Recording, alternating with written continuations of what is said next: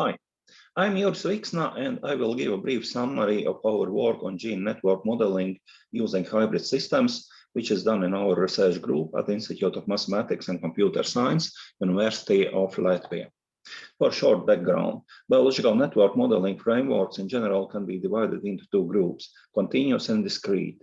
The most pure examples for continuous approaches probably being differential equation-based methods, and for discrete ones, Boolean network models. The advantages of continuous approaches is possibility to achieve very accurate simulation results by parameter adjusting. The advantage of discrete models is simplicity of analysis of all the possible dynamical behaviors. In particular, Boolean models very nicely split into attractor basins that represent all the behaviors the model can exhibit. Accordingly, continuous approaches are not so good for dynamics analysis, and Boolean models doesn't provide quantitative accuracy. An obvious way to combine the advantages of these two approaches is to use so-called hybrid models, which involves both continuous variables describing substance growth or degradation and discrete states to describe the behavior of the system under certain specific conditions. Most models actually use such hybrid approach, either implicitly or explicitly. An extra benefit is that hybrid systems are well known and studied in computer science, and various tools are available for their analysis. A kind of problem, however, is that hybrid modeling framework as such provides very little guidance regarding how the biological system should be described, and it is hardly useful to design just some model which is consistent with known experimental data. A related way how to look at these discrete versus continuous approaches is model dependence on specific parameter values. Often the existing biological knowledge is of qualitative nature only. We know that some substance quantity is increasing or decreasing, and probably just in some specific cases we are also certain about the exact changes of substance concentration with time. A variety of methods that distinguish between qualitative and quantitative aspects of behavior have been developed, both as modifications of Boolean models and differential equation approaches. Still, we have been bold enough to propose our own hybrid system framework called HSM, and it quite naturally evolved from so-called finite state linear model developed by Alvis Brasman and Thomas Schlitt, which complemented Boolean approach by introducing time dependency with linear protein growth and degradation functions.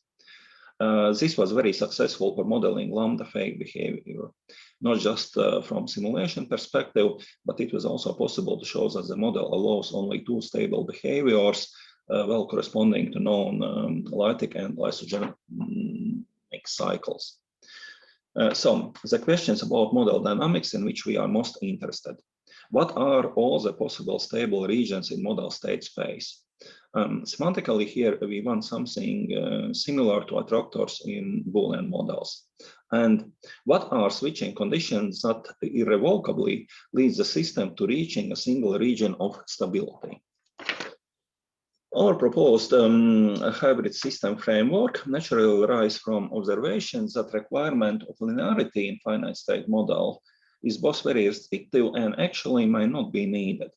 For analysis purposes, the framework is simplified also as much as possible. However, the most important aspect is that in our approach, we assume that modeled gene networks are fully defined by some hybrid system with concrete parameter values, but we don't know them. And our knowledge about underlying hybrid system is limited only to discrete information about the comparative values of these parameters. The models what we currently have, we have a new lambda fake model, which is based on more recent biological assumptions, another lambda fake HK022 model, and a core model comparatively small, just with 5 genes for Mu fake, which has completely different lysogenic switching mechanism. If you are interested in these models themselves, they are presented in more details in another poster from our group, which is presented by my colleague Gatis Malkus in SysMod section. Now, if we need to analyze these models, we are initially presented with a number, could be a few thousands of state spaces, hundreds of thousands states in each space, all of which are consistent with known biological constraints. What we want from this is partitioning these in equivalence classes with the same attractor structure in each class, and finding what the switching conditions are, and identifying constraints that differentiate between these equivalence classes. And well, this is something that we think that we currently can already do reasonably well. Here are some concrete results. For new lambda-fähig model, we have 6 equivalence classes with 3 types of lyses and 2 types of lysogeny attractors. For lysis, we have obtained affinity binding constraint needed for lysis to be consistent with biological observations. This is similar to constraint we had for previous model. And we can also propose a gene rearrangement experiment that can be used to validate this hypothetical constraint. And there is also another newly obtained hypothesis on binding affinity ordering, which is required for feasible lysogenic cycle. And this hypothesis also in principle is experimentally verifiable. For Mu-fähig, we have developed a core model.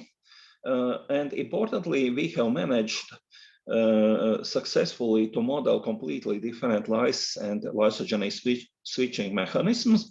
And this model also have only 2 stability regions that correspond to lysis and lysogeny behaviors, and no other stability regions. So here is a brief summary of the results.